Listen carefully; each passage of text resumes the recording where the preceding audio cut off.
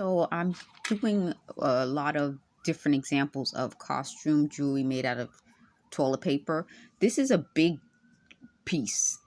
And what I did was I just wrapped it in some yarn. So again, if you have those costumes that you want to look like, when you see those different shows, I won't say what type of show, but you can look at it and see the type of show where you want like a big piece that looks like stone or something that's something that's from thousands of years ago, you know.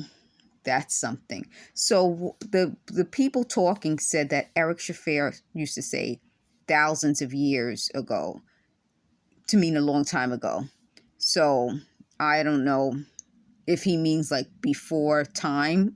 I don't know. I don't know. At this point, I don't know what they mean, because like I said in the whole comprehension series, to me, thousands of years ago means like before time. So when they saw this, they thought I was going to wear this like to work or something.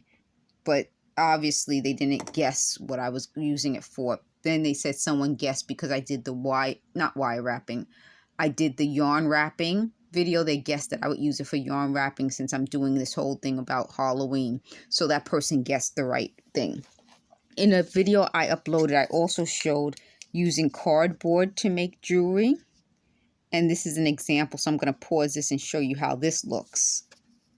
So this is a different example. So if you're looking for something, a costume that kind of has this type of look, this is just cardboard. And cardboard made this. So that's another look that you can make. So I always tell you guys about making things out of shipping tape rolls. This is another look you can create out of a shipping tape roll. So it's obviously just the shipping tape roll cut with some nail polish on it. Let me give you a few examples. So you can change the size, the shape of it, and you don't even have to get anything fancy to put in the hole. You could just kind of attach a string through it, and how you tie the string will determine how it sits. So you can see how you can just do a lot of different things like that. This is not a shipping tape roll. This is cardboard, but with the same color nail polish on it. And you can have that type of dangle. And you can kind of get an idea of that. So here's another toilet paper gem that you can kind of make in different colors. And based on the color, you can see if you wrap it a certain way, it would have a different look. So what I'm showing you is that you don't have to spend a lot of money to get these types of looks. And I wanted to give you an idea about that.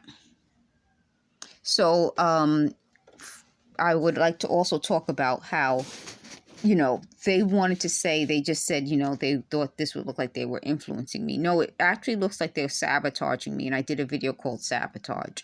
It looks like they were trying to watch me do things, illegally surveil me, made me sick in the process, then tried to take credit for my work. They said that they were the ones mind controlling me. But Eric Shafir, I met him in 1992. I was 18.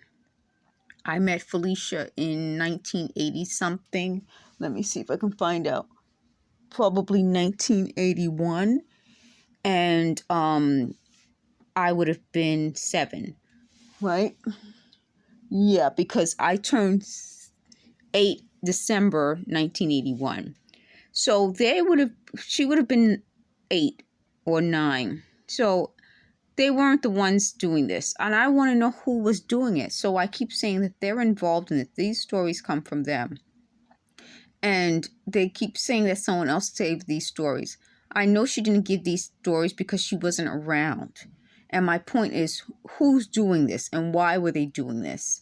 And they said that once I started working at Lacoste wanted to, they said, recreate these things. But why would they choose to recreate their stories and not my own story? Doesn't that make more sense? We're talking about logic here. Who would spend money to recreate